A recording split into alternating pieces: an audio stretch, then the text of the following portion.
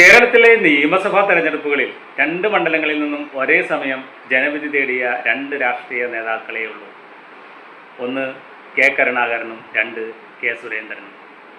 കേരള രാഷ്ട്രീയത്തിലെ അതികായനായിരുന്ന കോൺഗ്രസ് നേതാവ് കെ കരുണാകരൻ 1982 നടന്ന നിയമസഭാ തെരഞ്ഞെടുപ്പിൽ തൃശൂർ ജില്ലയിലെ മാള, തിരുവനന്തപുരം ജില്ലയിലെ നേമം എന്നീ നിയമസഭാ മണ്ഡലങ്ങളിൽ നിന്നും ഒരേ സമയം ജനവിധി തേടിയതാണ് ആദ്യത്തെ സംഭവം.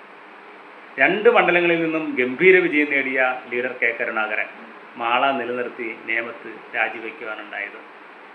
വർഷങ്ങൾക്ക് ശേഷം 2021 BJP നേതാവ് കെ സുരേന്ദ്രൻ ഒരേ സമയം രണ്ട് നിയമസഭാ മണ്ഡലങ്ങളിൽ നിന്നും ജനവിധി തേടുകയുണ്ടായി.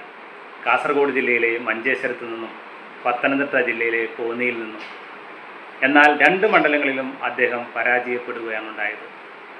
1996 മുൻപ് ഒരു സ്ഥാനാർത്ഥിക്ക് ഇന്ത്യയിൽ എത്ര മണ്ഡലങ്ങളിൽ വേണമെങ്കിലും മത്സരിക്കാമായിരുന്നു. എന്നാൽ ഇന്ത്യയിലെ ജനപ്രാതിനിധ്യ നിയമം 1951 സെക്ഷൻ 33(7) പ്രകാരം നിലവിൽ ഒരാൾക്ക് പരമാവധി രണ്ട് മണ്ഡലങ്ങളിൽ മാത്രമേ ഒരേ സമയം ജനവിധി തേടാൻ സാധിക്കുകയുള്ളൂ.